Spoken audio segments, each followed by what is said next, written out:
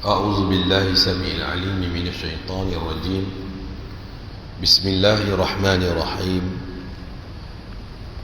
الحمد لله رب العالمين، وبه نستعين على أمور الدنيا والدين، ولا حول ولا قوة إلا بالله العلي العظيم. اللهم صل وسلم وبارك على سيدنا محمد وعلى آله وصحبه وبارك وسلم. سبحانك لا علم لنا إلا ما علمتنا إنك أنت العليم الحكيم. قال رب اشرح لي صدري ويسر لي أمري واحلل عقدة من لساني يفقه قولي. ربي يسر ولا تعسر يا كريم. ربي زدنا علما وارزقنا فهما. اللهم افتح علينا بفتوح العارفين. السلام عليكم warahmatullahi wabarakatuh. Alhamdulillah tuan-tuan perempuan dekat Allah Subhanahu wa taala. Pertama-tama dan selamanya, marilah kita memanjatkan setinggi-tinggi kesyukuran kita kepada Allah Jalla wa Azza, kerana melalui limpah kurnianya serta bimbingannya dapatlah kita memanfaatkan baki hidup kita di dunia ini dalam mentaati perintah Allah Ta'ala. Dan mudah-mudahan taufik yang Allah berikan kepada kita ini dikekalkan sehinggalah kita kembali kepadanya. Amin ya Rabbal Alamin. Jadi insyaAllah sebelum kita mulakan pengajian kita ini, sama-sama kita mulakan pengajian kita ini dengan bacaan Ummul Kitab Al-Fatihah. A'udzubillahi minasyaitonirrajim. Bismillahirrahmanirrahim. Alhamdulillahi rabbil alamin arrahmanir rahim maliki yaumiddin. Iyyaka na'budu wa iyyaka nasta'in. Ihdinas siratal mustaqim. Siratal ladzina an'amta 'alaihim ghairil maghdubi 'alaihim waladdallin. Insya-Allah kita buka hari ini kitab Kaya Jiwa daripada muka surat 53. Bismillahirrahmanirrahim. Qala Syekhul Musannif hafizahullah wa nafa'ana bihi wa 'ulumihi fid darain. Iaitu perbahasan berkenaan dengan hakikat diri dan dunia. Hakikat diri dan juga dunia. Jazakallah. Allah Ta'ala berfirman, "Wa ma khalaqatul jinna wal insa illa liya'budun." Tidaklah aku jadikan jin dan manusia melainkan untuk beribadah kepadaku. Jadi hakikat diri sebenarnya, kalau kita lihat daripada ayat ni, kalau kita tengok beberapa tafsir daripada tafsir Insyari para ahli sufi, di sini ada suatu ayat yang Allah SWT ingin kongsikan kepada kita, iaitu liya'budun. Liya'budun, iaitu Allah Ta'ala jadikan kita ini untuk mengabdikan diri pada Allah. Cuma mungkin sekadar kefahaman kita itu, pengabdian kita pada Allah mungkin kita anggap ia dalam bentuk solat, dalam bentuk puasa, betul, bayar zakat. Itu pengabdian. Sebenarnya itu adalah ketaatan dalam simbol ketaatan dalam melaksanakan kehambaan. Belum jadi hamba. Maksudnya walaupun hamba itu memang hakikat kita ni hamba, tapi kita masih di fasa dalam taat. Taat kerana ada beban yang nak dipikul. Belum merasai diri sebenar hamba. Kalau seseorang itu merasakan dirinya benar-benar hamba pada Allah dan juga menjadikan segala titah perintah Allah Ta'ala itu sebagai penjelasan kepada kehambaan, maka itu dah tak jadi masalah. Solat tak ada masalah, buat dengan rela, seronok, buat dengan rasa tidak payah, tidak dibebani. Maka solat yang kita laksanakan ataupun perintah-perintah lain yang Allah Ta'ala syariatkan ke atas kita menjadi suatu penjelasan yang sebenar dalam kehambaan kita pada Allah. Itu macam mana, mungkin saya dah bawa nukilan daripada guru kami, Sayyidina Syekhna Yusuf. Beliau kata, bagaimana dengan satu orang anak yang Allah Ta'ala perintah, yang satu orang anak yang bapa dia suruh dia buat kerja, long buat ni, long buat ni, long. Kalau dia melihat itu dengan melihat diri dia sebagai apalah, abah si aku je dia akan, bila dia nampak perintah-perintah tu sebagai beban, maka dia akan jadi alah boring lah abah ni, asyik-asyik aku.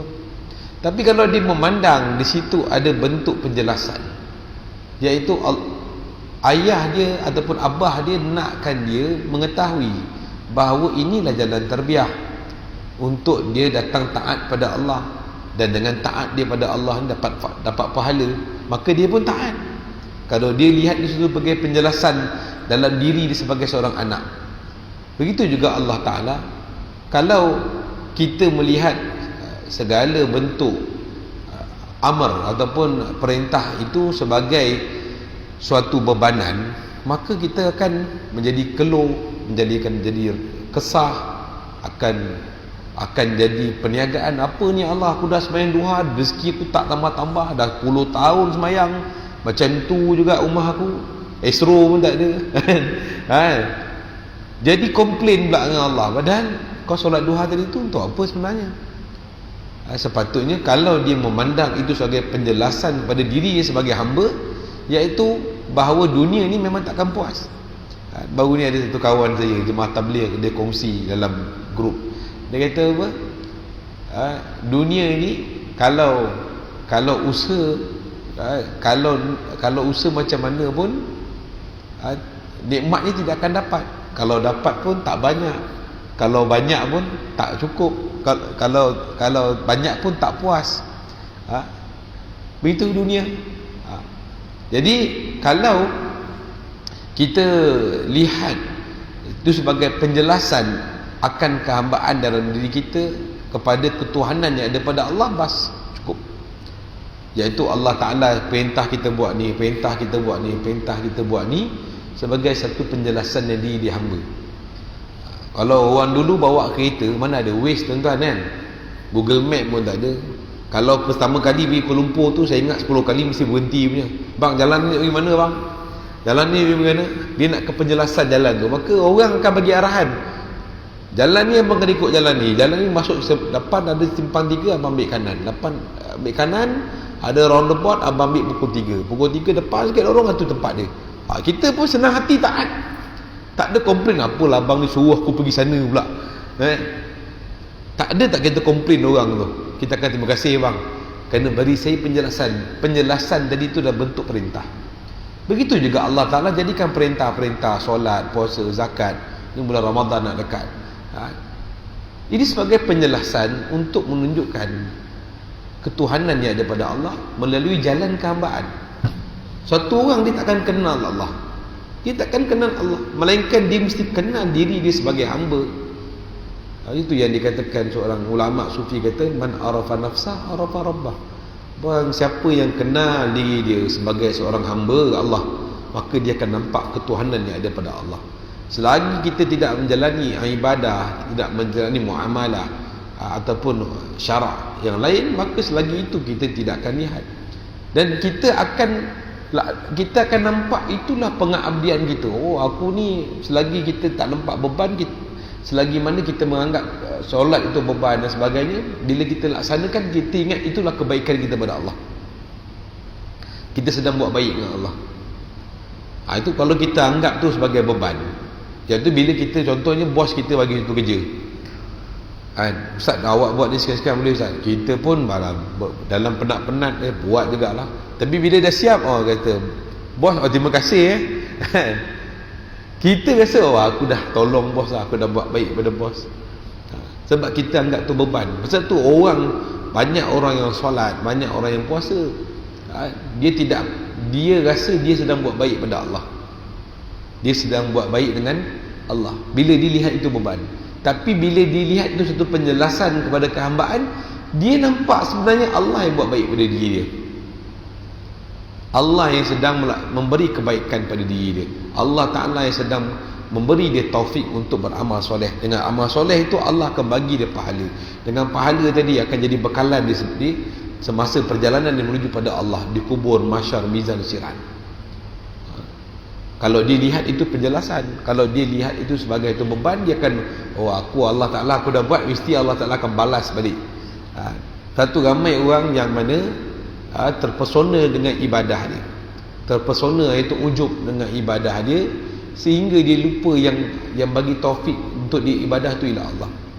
Pasal tu ramai orang tuntut jadi. Kadang-kadang ada 2-3 orang telefon rumah saya, Ustazah, saya ni dah solat duha macam tu juga tak berubah kan, rezeki saya macam tu juga saya. Betul, dalam solat duha Allah SWT jamin rezeki, Allah bagi kesihatan dan sebagainya. Tapi jangan memandang rezeki itu dalam bentuk kewangan. Jangan sempitkan pemberian Allah tu dalam bentuk kewangan. Kalau kita tak berhutang tu dah cukup baik kan? Betul tak? Dulu Tok Guru kami, Tok Guru Haji Syarum Chua kata orang yang paling kaya ialah orang tak ada hutang, kata. Kan? Orang yang paling kaya orang yang tak ada hutang. Tak ada orang jumpa dia pun dia tak lari, dia pun tak, orang tengok orang dia jumpa orang pun tak lari. Orang berhutang nak jumpa orang pun takut pasal tahu dia berhutang. Jadi bila melihat bila dia melihat solat itu sebagai penjelasan dalam bentuk kehambaan, maka tak adalah klaim-klaim dengan Allah. Bila ada klaim dan klaim merasakan dia buat baik pada Allah, itu jadi sebenarnya muamalah. Hubungan hamba tu tak jadi hamba, dia jadi peniaga dengan peniaga, peniaga dengan pembeli. Okey, Allah aku sekarang aku nak syurga, aku solat lah, jadi kau bagi aku syurga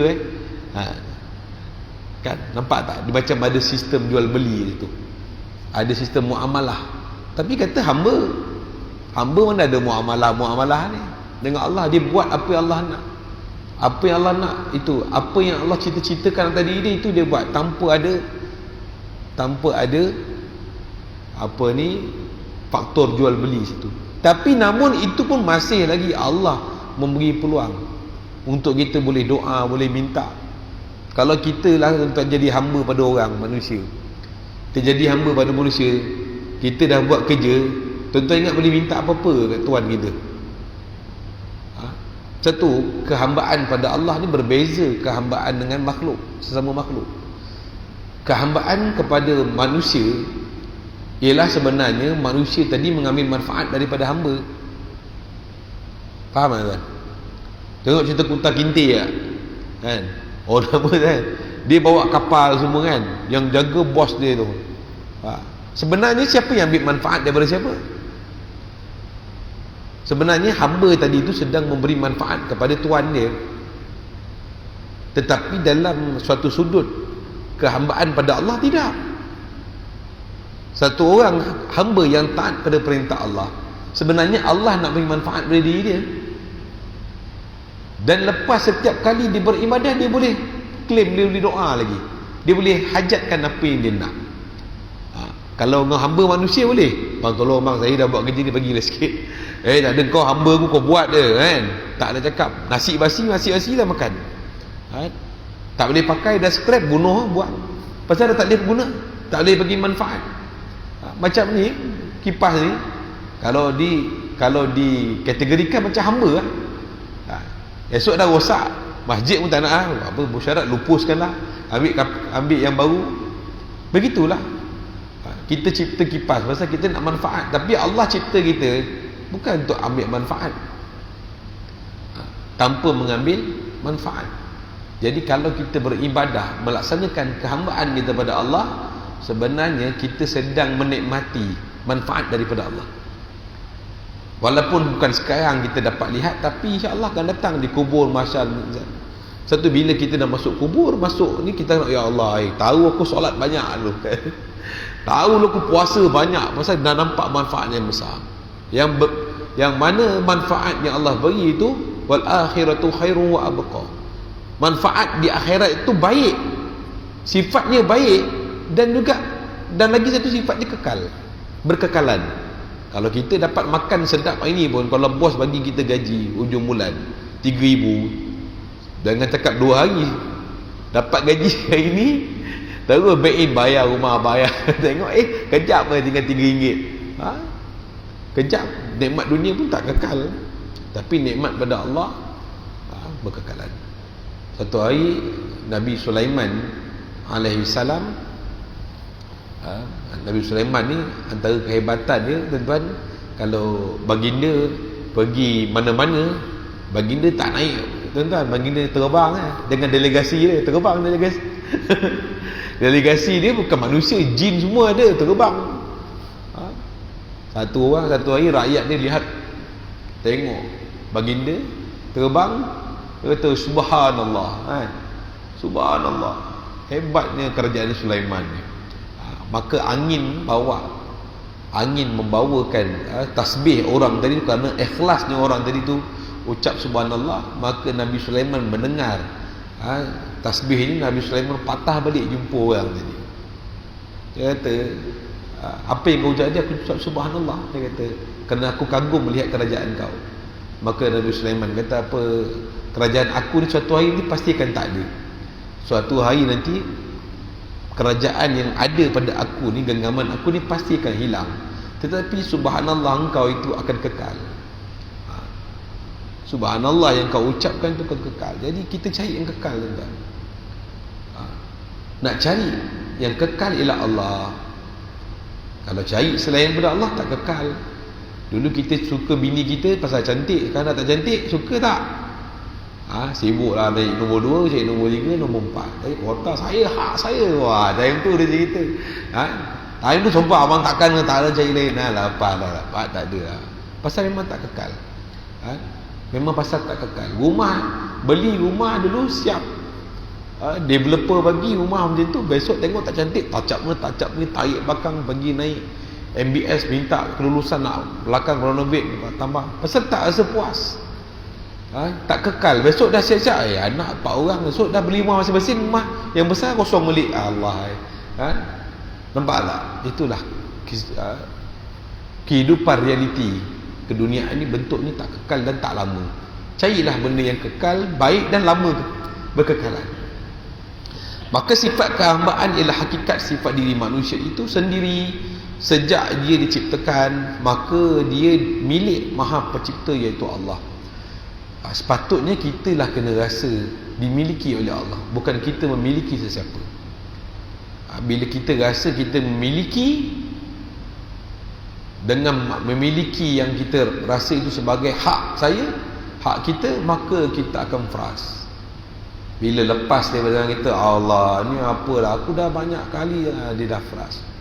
Tapi dia memandang itu dia dimiliki, maka apa-apa yang ada pada diri dia, bila terlepas sebagainya, dia akan kembali pada Allah. Satu, bila Allah kata dalam Quran, Allah kata bila datang musibah, baca qalu inna lillahi wa inna ilaihi raji'un. Inna lillah, sesungguhnya dari Allah, iaitu dari milik Allah Ta'ala kita datang, dan kepada Allah juga kita akan dikembalikan miliknya. Faham tak? Bila kita rasa kita dimiliki, selesai. Kita rasa kita dimiliki, selesai cerita dah. Aku ni miliki. Habis anak bini tu, Ustaz, itu kan amanah. Menjaga amanah. Bukan Allah kata memiliki isteri.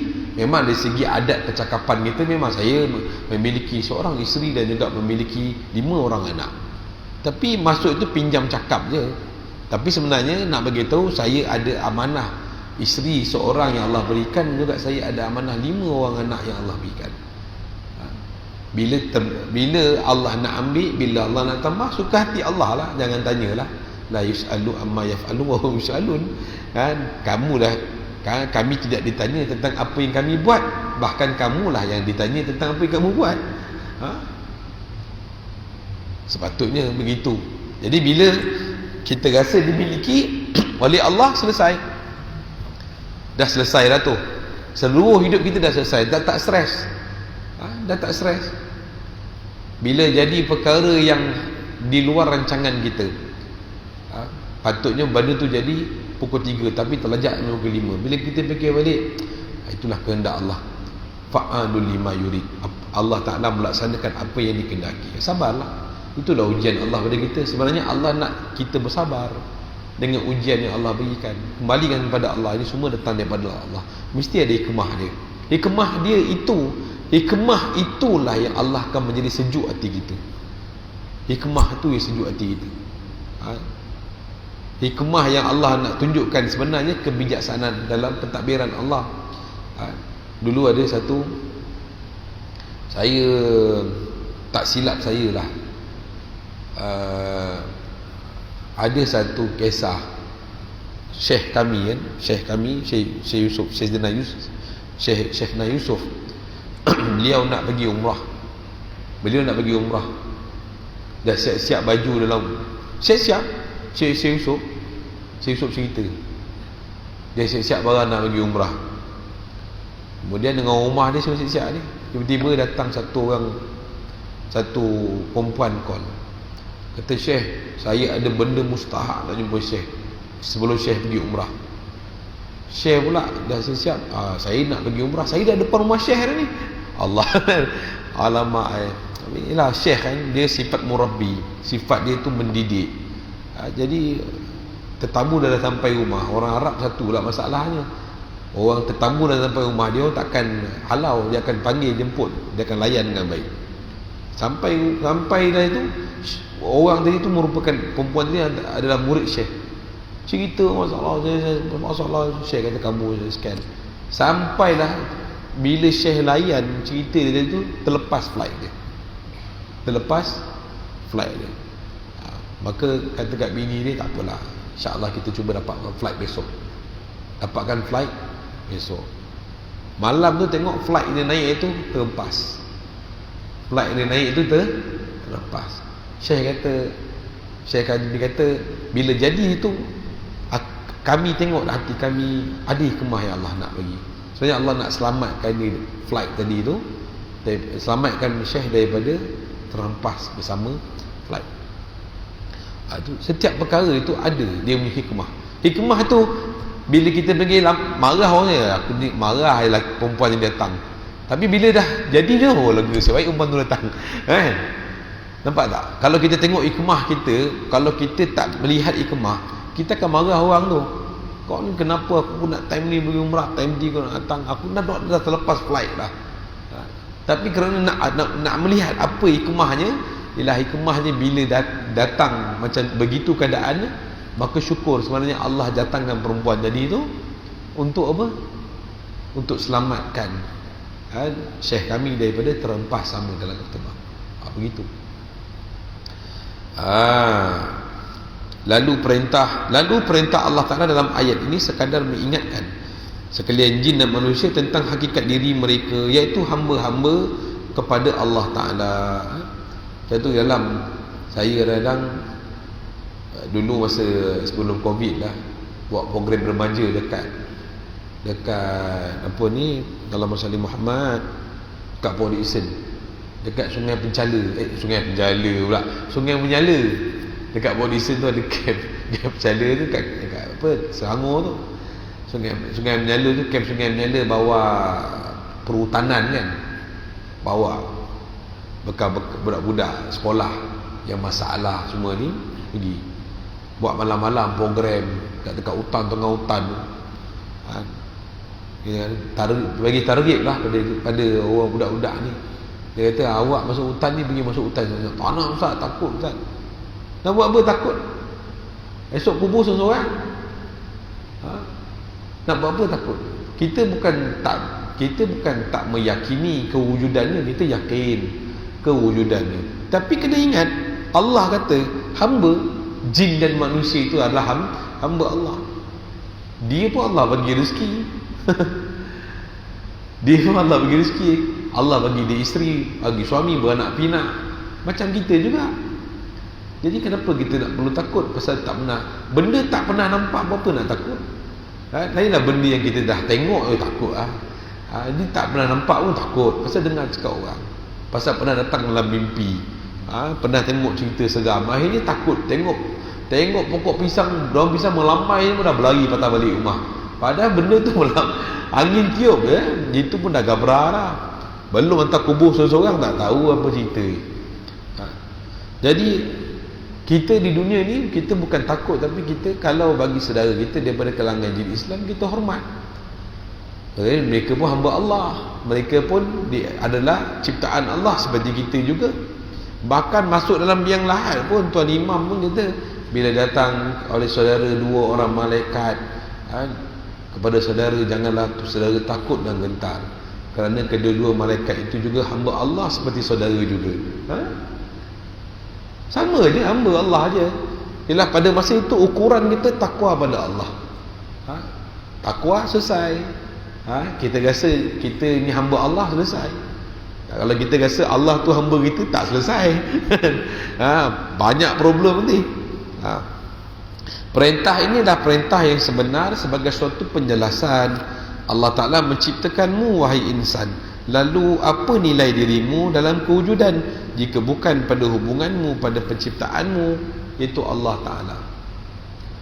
Kita ni sebenarnya wujud ke tak wujud ke, tak memberi kesan kepada Allah. Kita ni ada ke tak ada ke, ataupun dengan kita alam ini ada ke tak ada ke, tak sikit pun menjejaskan kedudukan Allah sebagai Tuhan. Sikit pun tak ada satu pun. Tak adalah kalau esok Allah Ta'ala cipta matikan alam ini, hancur alam ni, darjat Allah turun. Ada tuan-tuan? Ataupun kita ni ibadat, langit, bumi, jin, malaikat, iblis, semua ibadat dengan Allah, naik darjat Allah, naik ke? Tak ada. Maknanya pun tuan, kita ni ada ke tak ada, sama je. Sadar diri je lah kan? Sadar diri.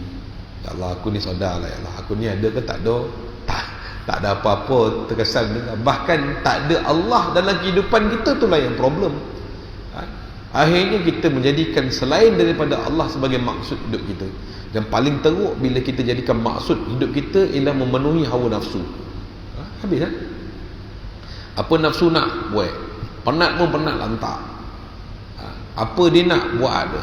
Dia nak tu cerah. Ni hak orang tak apa, lonjan. Sudah, ikut nafsu, ikut hati, mati. Itu je lah. Tak ada pun orang kata, alhamdulillah Ustaz, hari ni saya berjaya berkat saya ikut hawa nafsu saya. Ada tak? Alhamdulillah berkat nasihat daripada syaitan-syaitan lanatullah ni berjaya saya. Tak ada kan? Hancur hidup. Namrud, orang Allah cerita dalam Quran, mana ada Namrud? Dia Namrud, Fir'aun, kan para anbiya datang dakwah pada mereka. Sa'alahum khazanatuha alam ja'tikum nazir, qalu bala qad ja'ana nazir fakazzabna. Mereka ni akan ditanya para malaikat, kau ni masuk neraka kenapa? Kat dunia tu tak ada ke orang datang beri peringatan? Qalu bala qad ja'ana nazir. Memang betul, kat dunia tu memang ada orang beri peringatan kepada kami. Fakazzabna, maka kami mendustai mereka.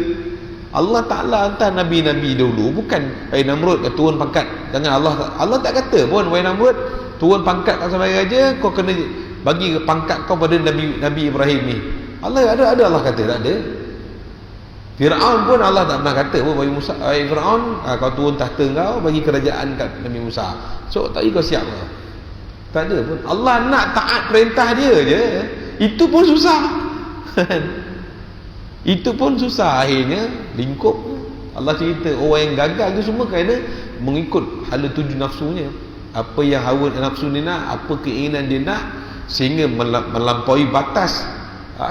Firaun melampaui batas sampai kata, aku ana rabbukumul a'la, aku Tuhan yang maha tinggi. Iaitu iblis kata, aku surrender, aku jahat pun aku tak pernah mengaku dia aku Tuhan. Ini Firaun lebih pada aku ni.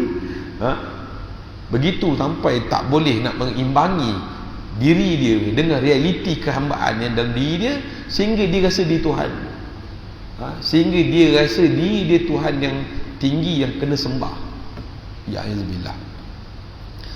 Maka Allah Ta'ala menyuruh kamu menyembahnya.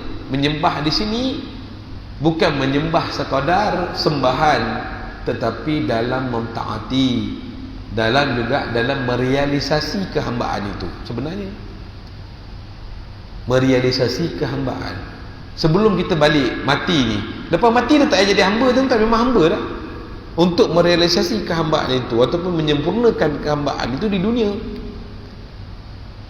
Tak ada lepas mati tu Ustaz, lepas saya mati saya kubur saya fikirlah Ustaz. Tak ada tuan. Tak dapat dah John kata senaling kan. Tak dapat dah. Tuan-tuan jangan fikir esok masuk kubur nanti aku fikirlah selesai masuk kubur tu aku selesaikanlah. Tak dapat tuan-tuan. Di dunia inilah untuk melaksanakan kehambaan A sampai Z di dunia. Di kubur tu apa? Kubur tu untuk sila panggung goyang kaki je lah. Tempat rehat-rehat semua sebagai tempat transit untuk masuk ke perjalanan yang hakiki, iaitu mahsyar, mizan, sirat. Di perkampungan kubur ini di antara, iaitu perkampungan di antara dunia dan juga akhirat. Ini pula ada beberapa orang sibuk tanya saya, Ustaz ni vaksin ni bukan dajal ke Ustaz? Macam-macam ni vaksin ni memang ejen dajal Ustaz, dia akan masuk satu chip di mana kita pergi pun dah tahu. Itu dulu pun dah ada pasport tuan-tuan, mana pergi pun dah tahu dah, tak payah tunggu chip je. Ni terlampau singkat. Tuan-tuan, sekarang kita nak fikir pasal dajal ke nak fikir pasal mati kita? Mana paling dekat? Mana paling dekat? Matilah, fikirlah mati tu, esok bercerita nak jawab. Dia kaji dajal, cerita sampai 3-4 pagi, semalam subuh pun tak ada ke laut. Macam mana? Saya dulu antara peminat cerita-cerita ni tu. Memang saya minat masa saya muda-muda lah. Tapi bila guru kami Syekh Rauf kata kalau cerita pasal dajal ni 15 malam tak selesai. Cerita itu je, tak lebih daripada tu. Yang tak selesai mati tu. Apa cerita? Kalau mati malam ni apa cerita? Kita punya semayang kita macam mana, surah kita punya Quran kita, paling kurang ulama Imam Suyuti rahimahullah kata paling kurang setahun 2 kali khatam. Ada tak kita buat? Bulan Ramadan ni lah, itu 1 kali tuan. Itu pun suruh upah. Bang, upah tolong buat untuk saya. Boleh, memanglah boleh. Tapi tak afdal lah pasal hidup lagi. Itu kita kena fikir. Ini orang fikir dajal, fikir ni apa, fikir Imam Mahdi, fikir itu belum sampai lagi tuan. Lambat lagi tuan. Sekarang masalah kita sekarang ni nak berhadapan dengan Allah, nak berhadapan dengan sakaratul maut, nak berhadapan dengan soal mungkar dan nakir ni, apa cerita ni, panjang cerita ni. Lepas kubur, setengah hadis Nabi sallallahu alaihi wasallam kata di kubur itu umur kita duduk kubur 40,000 tahun. Kubur je masa 40,000 tahun tuan. Apa cerita? Umur kita kat dunia ni pun tak sampai 100. Kalau kena hentam dalam kubur, memang 40,000 tahun masak tuan. Namun ada setengah hadis kata orang beriman di dalam kubur dia merasai seperti 2 rakaat solat subuh je. Mana tuan-tuan nak? Walaupun 40,000 tahun dia merasai seperti 2 rakaat solat subuh. Mana tuan-tuan nak? Ustaz, saya nak 2 rakaat solat subuh. Selesaikan masalah ni. Malam tahajud, siang puasa, baca zikir, yasin, sedekah, subah, wakaf, itu buatlah. Ini cerita saya nak Ustaz. Cerita bidadari sampai tu liu-liu, tapi semayang mana nak jaga? Zikir pun malas. 300 pagi yang Syekh bagi pun tak nak buat. Sibuk layan bola, main buka handset, tengok YouTube, tak apa-apa video semua keluar. Lama-lama masuk maghrib, Allah, zikir pun hilang, semua hilang. Tapi cerita syurga, nak syurga sedap, bagus syurga. Nak bidadari tak? Ustaz, bidadari di syurga paling kurang berapa Ustaz? Paling dia dah estimate lah. 25 orang campur bini saya 3 orang 28 lah. Dia boleh cerita-cerita tu. Tapi untuk akhirat dia sekarang kehambaan dia tak nak cerita.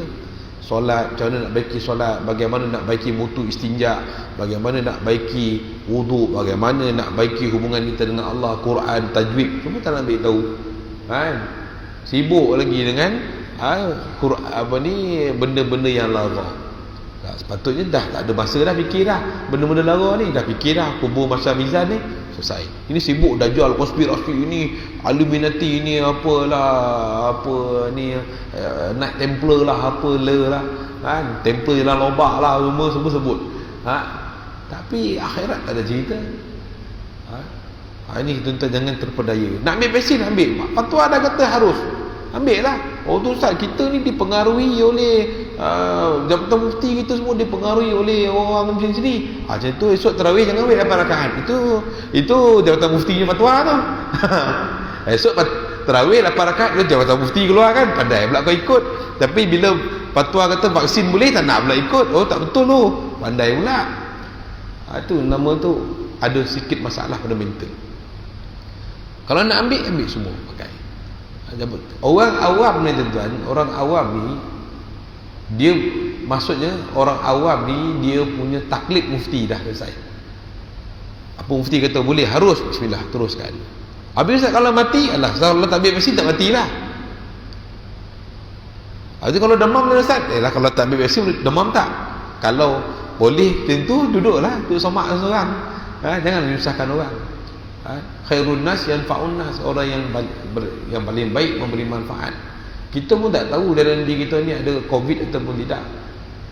Kalau kita ada COVID, memang kita boleh immune, tapi orang lain kena, asbab kita macam mana pula?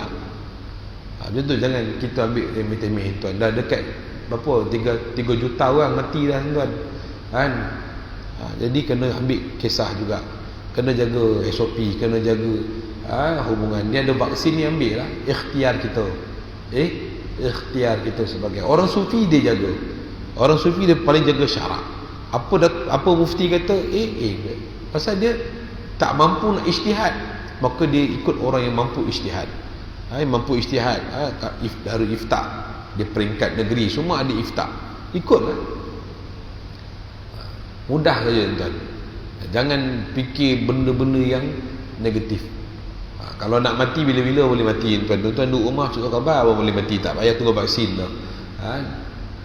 Tapi kalau ada peluang untuk elakkan dan untuk dapat cegah diri kita daripada penularan tersebut, baik ambil. Baiklah kita ambil. Wallah ta'ala alam. InsyaAllah tu kita sambung balik. Lalu Allah mengutuskan para Rasul pada hari kemudian. Ada soalan tuan?